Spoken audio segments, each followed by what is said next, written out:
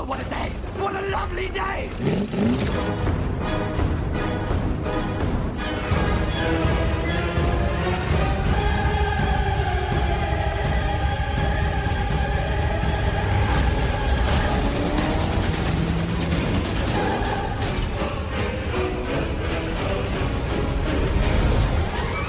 Welcome to the Mad Max Minute Podcast, the daily podcast where we break down Mad Max 1 minute at a time. I'm Rick. And I'm Julia. And today we're talking about minute 55, which begins with Max and Jessie laying together by a river, and it ends exactly the way it began. It's a deep minute. Oh, yeah. Yeah. It's all about feelings. Mm-hmm. Feelings and expressing daddy yourself. Issues and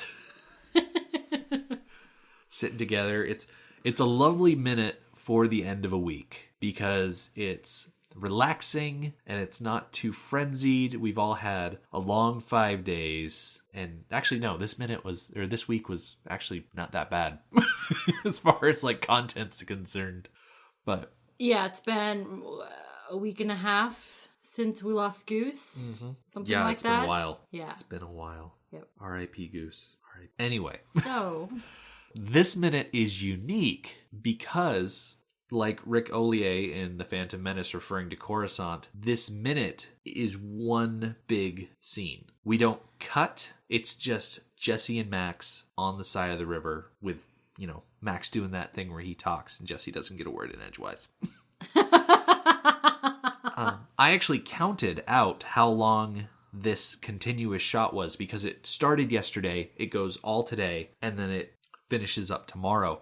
This continuous shot is nearly 1 minute and 35 seconds. I think it's specifically 1 minute 34 seconds and like 26 frames out of a 30 frame per second setup. yeah. So close enough saying 135. Yes. It beats out the scene between Bubba Zanetti and Toe Cutter in the back of the Ute as far as like longest scene in the movie so far to take the top slot. Okay. Yeah, so I'll have to update the spreadsheet. Yes. I don't actually keep a spreadsheet for how long the scenes are. Really? Yeah. Or how long the shots are, technically. Okay. I'm surprised that you don't. Of all the things that I do a spreadsheet for everything else. So Max goes into telling Jessie that he has a hard time communicating his feelings. Mm-hmm. Yep, he says, I've never been able to say things to you, Jess, about how I feel. Guess I always counted on you understanding. Yes, and it made me wonder how they managed to form a relationship and get married. Yeah. If the feelings side of things is hung exclusively on Jessie's side. And she actually, when he says that, she actually opens her eyes and kind of gives a look. Yeah. And I know exactly what look she's doing because I do that too. And I think a lot of people do that look. Yeah, because at the beginning of this minute, she's got her eyes closed. She's kind of all touching relaxed him and whatnot. And yeah. And he brings up that whole, I've counted on you for understanding. And she opens and her up eyes like, pop open. Like what? Like, really? So it's like, oh, now you catch on to that, Max? So this sounds like a very uneven relationship to me. And that got me to thinking about the 5 love languages. Right. Which I don't know a ton about them. I've never read the book. There's a book by Gary Chapman about the 5 love languages. And there's also a website if anybody wants to go find out more about this. It's 5, the number 5, lovelanguages.com. And there's all sorts of resources there to find out more. So the basic concept is we all have different ways that we express love and different ways that we understand love. And there are 5. And they are words of affirmation, acts of service, receiving gifts, quality time, and physical touch. Mm-hmm. And they're pretty self-explanatory. I know I am an acts of service person, and you are a physical touch person. Yep. And it can be really helpful in a couple to know what the other person's love language is, so that for example, I perform acts of service. I take care of you, and that's how I show my love for you. I cook you dinner. I sometimes make the bed. I, keep the house. Things like that. That's how I show my love and how I participate in our relationship. And if you did those things, I would interpret those that as you loving me. But that's not how you show love. Right. You show love by physical touch. Yeah, I'm much more So, touchy-feely. So. I know that. So I know that when you rub my back or you hold my hand, that you are showing me love. So it's really important for a couple to understand what each other's language is. Yeah. It just helps you get a good grip on the other person. And, you know, if you feel a certain way in a relationship where you feel like you're not being reciprocated, well, Maybe then it's a good you are, chance. and you're just not understanding what they're saying. Exactly. Because they are saying it in a different way. Yeah. Because you haven't found someone that speaks that exact same love language as you. Right. And I don't know how common it is for two people who speak the same love language to have a relationship. I don't know. I have not done hardly any research into this. Mm-hmm. If you want to know more, 5lovelanguages.com. Right. But that would be an interesting relationship. I mean, honestly, for a second, let's just think about it. If you have two people whose love language is physical touch, they would like always be like stuck together. Yeah. And always be constantly holding hands, PDAs, and just always touching each other. That would drive me nuts. And that would make you so happy. It would. But can you imagine how clean the house of two people who share the love language of service would be? Oh my gosh. Like they'd be scrambling to do that things makes around the me house. Happy. Yeah. Like the thought of that makes me happy. Going on the vein of 5 love languages, I noticed during this conversation, Max goes on to tell a story. And I was watching Jessie the whole time, and she doesn't say anything because that's her MO right now. And she is like just running her fingers over Max's chest and stomach. That must have been so difficult for her. I know. She's so lucky that she got paid for this. Or else it just would have been unbearable. I can just imagine George Miller going up to Joanne Samuel and be like, all right, so in this scene, you're just going to have your head on his chest and you can just, you know, play with his abs or something like that. This area here is your playground. You know, she probably said, I can do that, George. Yes. Step back. I know what I'm doing. Yep. No need to get the stunt people in here for this. So I went back to previous scenes with Jessie and realized that almost every time that we see her, she is touching Max in some way. Mm-hmm. And actually, now that I think of it, so the first time that we see her, she is, one of the first times, she's drying Max's hair. And I remember noting that was kind of odd. Like, who washes their partner's hair and then dries it for them? Well, somebody who expresses their love through physical touch. That's who. Mm-hmm. So during that scene, when Mel Gibson is just draped in a towel, she's all over him. She's drying his hair, then she wraps her arms around him, does a little bit of stroking his chest with her fingertips. Her legs are kind of wrapped around him. So there's that example. And then also when they're down by the beach and Max is grieving for Goose, she grabs his face and pulls him towards her. Did she do that twice? I think so. I so. think she has her arm around him the whole time, too. Yes. And she's sitting close to him, and then she hugs him. And that whole time, she's very much and very obviously communicating that I love you, I am here for you, you can talk to me, I'm here to support you. Mm-hmm. So I think they did a really good job of, I guess unknowingly, because I don't think this idea of the 5 love languages was even around, but her love language is absolutely physical touch. Mm-hmm. And it's very thorough. Yeah, very prevalent, especially when you do, like you did, a deep dive of what we've seen so far. Yes. As far as Max's love language, though, I had a hard time pinning down or finding any evidence at all to point to really anything. Mm-hmm. I mean, he admits that he has a hard time talking about how he feels. So he's obviously not words of affirmation. Right. Otherwise, he'd be able to just he'd be able to say, I love you, I appreciate you, things like that. Other ones, acts of service. We don't see them together enough. Yeah, I think to see like the day-to-day, how he participates in the household, receiving gifts. Maybe that's why their house is full of like tchotchkes and houseplants. I want to say that acts of service or giving gifts What's the fourth one on the list? Quality time. So I think either acts of service, giving gifts, or quality time. One of those. Yes. I'm kind of thinking about quality time. Now, the first because every time conflict that they have is that he is leaving early to go to work, and she is unhappy about that. Yeah. Perhaps part of the motivation for that is because quality time is how he shows his love, and she's not getting that. Yeah, because every time he gets time off from the MFP, he's home with them. Yeah. Ooh, and we don't see him going out with Goose or any of the other guys. No. Like, he goes home. The very first scene we see at home with the saxophone, that's very much quality time. Yeah. He is 100% devoted to her. Yeah. And the family. I guess Sprague counts because he's in between the line of sight. I would say Max and Jessie. I would say Max is like 93% Jessie, 7% Sprague in that scene. Yeah.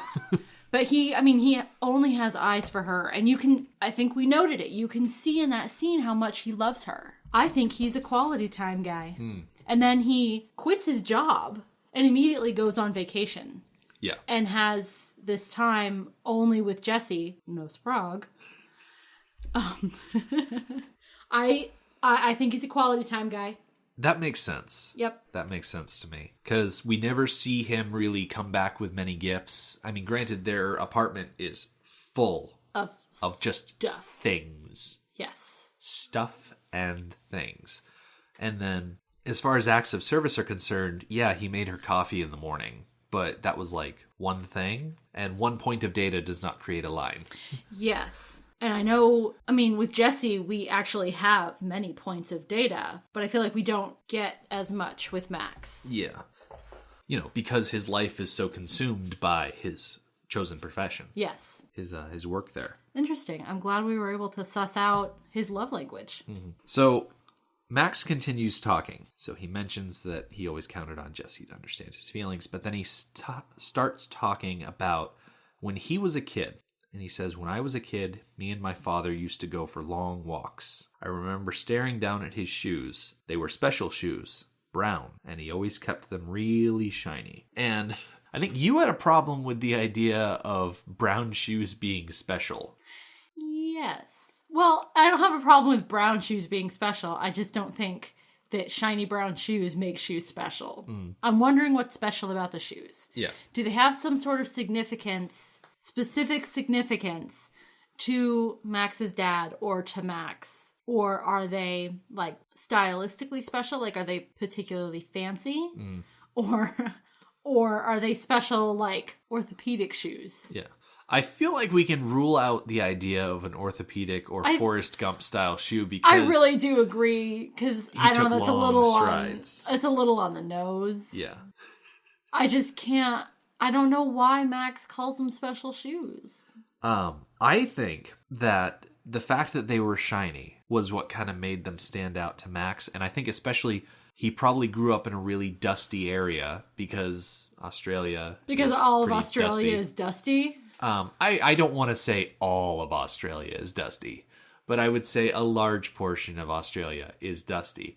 And if you are the kind of person that can maintain a shine on a brown shoe despite being in a dusty environment, I think that would make the shoes pretty special. So the shoes were special because his father took special care of them. I think that's exactly what it is. Okay, when you put it like that, I like that. Yeah, because Max being young, he would be more on level seeing his father's shoes and the fact that his father devoted so much time and care and attention to keep up that appearance, to make sure that every time they went out, he had shiny shoes. Yes. Which I kind of parallel a bit to when we very, very first met Max and he was taking care of his car. Yeah, he was very meticulous about it. Yes. And he took special care to make sure everything was in place, that everything was cleaned up, that all of his equipment was in place. You can kind of see, as he's talking about his father, how what his father did affected Max and the man that he became. Yes. And I find it interesting, this is really the only scene that we get that mentions Max's family, like his parents or his extended family. And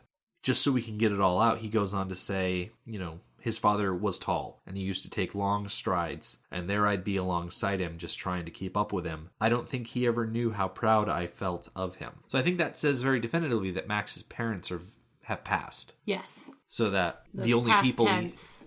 so the only people he has in the world are Jessie Sprague and the MFP. Mm-hmm.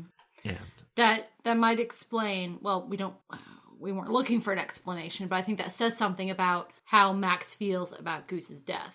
yeah. He's already experienced death in his close family, and the family he has left is somewhat limited. And so to lose your best friend, which is, barring your wife, the closest person to you. Mm-hmm. He doesn't seem particularly close to his son. So, I mean, even how close can you get to a toddler, though? That's what I was going to say. Okay, I'm not poking at him not being around. I'm saying he's a 1-year-old. Yeah. Yeah. Like, you can't necessarily carry a conversation with a toddler. Right. Like, they can talk and they can say things sometimes, but right. Probably most of it's gibberish, or at least so muddled that you can't understand it. Right.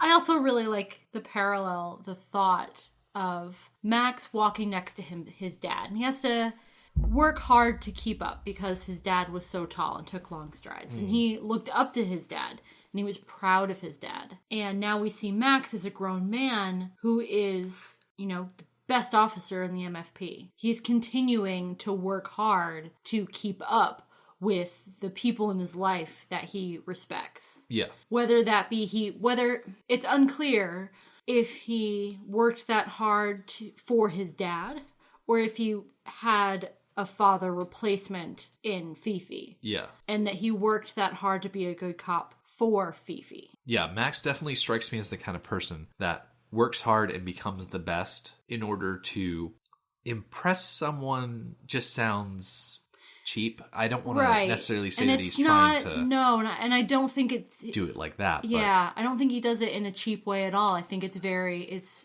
respectful, and I want to be the man that you are. Yeah, I think he wants people to be proud of him. And yes. So as I was listening to him talk about his father, the story kind of struck me as odd, and not in a content way, but more in just how it's used in the movie, because I feel like in modern films, because this is like a 40-year-old movie. In modern films, a screenwriter will take an instant like this to just fill it with exposition, or say something that as a movie watcher, you're like, well, they already probably heard this story a million times. Mm-hmm. Why is the main character telling the side character the same thing again? And I like that it's not that blatant here. Like, this is a reminiscent story from Max's youth that he's sharing with Jessie as a way to illustrate how it's hard for him to share his feelings. Yes. It's not some sort of information dump right, that she would have heard before. And there's actually not a lot of information in there at all. It's not necessarily a specific story. He's communicating an experience. Right. It's not this one time we were walking down the road. It's we used to go for long walks, and this is what these walks were like, and this is how those walks made me feel. And it wouldn't surprise me if Jessie had never heard anything like this before. Right. Because it is so mundane. Yeah. I mean, if that's just a thing that they did, those aren't really the stories that you tell. Yeah, because even if they were talking about their parents when they first met or something like that, that's not a story that you tell on a first date. Right. So tell me about your parents. Well, we used to go on long walks. Yeah, right. And I just say, I like at the end there where Max talks about how he's not sure if he ever told his father how proud of him he was. And it made me think of the fact that Max is a father in and of himself. And it kind of makes me wonder, like, is he just trying to emulate what his father did with him? Because it sounds like Max's dad was the kind where he was just a good example for Max to look up to. It doesn't sound like his dad was particularly hands-on or anything. It's just, I'm here, you're here, come on, let's go. I didn't really necessarily give off the idea that Max's dad was always holding his hand. Like, they would be there walking together, but at the same time, Max's dad was there as, a figure to follow. Yes. Instead of someone that was carrying Max. And so, like I said, it's hard to have a deep relationship with a toddler, I would assume, as someone who's never had a toddler. But I imagine that as Sprague would get older, that Max would continue to, emulate the experience that he had with his dad. Yeah. Yes, I agree. I'm thinking about it, like wrapping my head around what you're saying, and I absolutely agree. Yeah. Yeah. Because, we always like to poke fun that they're always neglecting Sprague and putting him places and forgetting about him and whatnot. We talked about that a lot yesterday. And I didn't want to go into another tirade about where's the baby. But, this is a prime example. Like, raise your hand if you completely forgot about Sprague as we were talking about Max and Jessie. Yes. Absolutely. I so much forgot about Sprague that it didn't even occur to me to draw the comparison between Sprague and Max and his dad. Mm-hmm. Completely forgot about that. And I think we've talked before about how would the story be different if Sprague wasn't even there. Yeah. This is one of those instances where I don't think that there's any connection between Sprague and Max and his dad. They are drawing no comparisons. We are not meant to read anything into Sprague and Max based on Max and his dad. There's nothing there. Yeah, because I'm pretty sure what Kennedy and Miller wanted us to hear in this scene is that Max had great admiration for his dad. Max never expressed that admiration when his dad was alive. Right. The relationship isn't the point. The point is he didn't say it, and he doesn't want to continue down that path of not saying it, which we'll get covered in tomorrow. Yeah, he's got that twinge of regret. Yes. At a missed opportunity. Yes. So, yeah, there's going to be more of that on Monday. Lots more feelings on Monday. More feelings. So, that pretty much brings us to the end of the week. I think so. So this upcoming weekend is Easter weekend. Happy Easter. And it's not just Easter in America, it's also Easter in Australia. I looked it up and made sure. Excellent. That it actually is Happy Easter for our Australian listeners as well as our North American listeners and anywhere else that may be listening. Since Easter is not decided upon by governments, it's decided upon by the Catholic Church. Exactly. Then it's universal. Wherever the Christian influence has seeped, yes. Easter is sure to follow. So, yep, it's one of those holidays where we get gussied up and actually go to church. Yep. Meet up with my parents and your parents and take up a giant long pew. Yep. And I get to buy a new dress. Yep. I think that's pretty much it. I think don't really so. have anything else. So, over the weekend, have a great Easter. Spend time with family. Look for colored eggs. And if nothing else, go to the grocery store the day after Easter and buy as much Easter discount candy as you want. Because, you're worth it. And if you're just sitting there waiting for the candy to go on sale, you can go check out our website, which is madmaxminute.com. Or you can follow us on Twitter at MadMaxMinute and like us on Facebook at facebook.com/MadMaxMinute. Thank you for joining us for Mad Max Minute number 55. Have a great weekend and we'll see you on Monday. Motorbikes and leather men, take me to the end